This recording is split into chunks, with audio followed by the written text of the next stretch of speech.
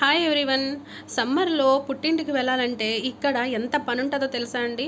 పొద్దున్న లేచిన వెంటనే నేను మొక్కలన్నీ అయితే విండోస్ దగ్గర పెట్టేశాను. నేను రిటర్న్ వచ్చేటప్పటికి ఈ మొక్కల పరిస్థితి ఏమవుతుందా అని భయపడి, మనీ ప్లాంట్స్ కదండి, లోన మరీ చీకట్లో పెడితే గ్రో అవ్వు, పాడవుతాయి అనేసి అవన్నీ ఒక దగ్గర పెట్టేసి లగేజ్ అంతా సర్ది పెట్టేసి పిల్లలకి ఇష్టం అనేసి పూరి ఇంకా ఆలు కర్రీ అయితే చేశాను. ఇంకా ఇల్లంతా సర్దేసుకొని నేను ఫ్రెష్ అప్ అయ్యి భగవాన్ దగ్గర దీపం పెట్టుకొని హ్యాపీగా వెళ్ళి మళ్ళీ హ్యాపీగా హైదరాబాద్ రావాలి అని చక్కగా దండం పెట్టుకొని మధ్యాహ్నం మళ్ళీ ఇంట్లో వాళ్ళ కోసం అని పప్పు చేసి అన్నం చేసి నెక్స్ట్ ఏంటంటే కర్రీ ఇవన్నీ పెట్టి వాళ్ళకి లంచ్ ప్రిపేర్ చేశాక ఎండతోని బయటకు వెళ్ళానండి.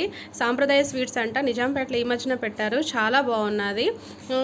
అంటే ఊరు వెళ్తున్నామంటే చిన్న ఫార్మాలిటీ కదా, ఏదైనా స్వీట్స్ తీసుకోవాలని. ఫార్మాలిటీ ఏమీ ఉండదులేండి, మనోళ్ళ ఇంటికే వెళ్తున్నాం కదా, అయినా సరే ఎందుకో అదొక అలవాటండి. సో ఆ స్వీట్స్ పట్టుకొని ఎండతో తిరిగొచ్చి మళ్ళీ నైట్ కోసం అని పులిహోర రెడీ చేసేసి ఇంకా అన్ని పనులన్నీ చేసుకొని సాయంత్రం 5 అయ్యేసరికి అన్నీ సర్ది పెట్టుకుంటున్నానండి.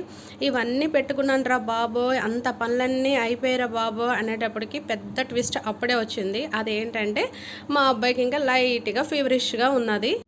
ఇప్పుడు వరకు ఒక బాధ అంటే ఇప్పుడు నాకు ఇంకో టెన్షన్ స్టార్ట్ అయ్యింది. వీడికి ట్రైన్లో ఫీవర్ ఎక్కువైతే నా పరిస్థితి ఏంటనేది నాకైతే అస్సలు అర్థం కాలేదు.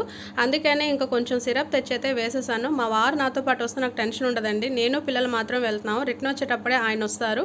వీడు నాకు ట్రైన్లో ఏం టెన్షన్ పెడతాడో తెలియదు, అందుకనే ముందుగానే కొంచెం సిరప్ వేస్తాను.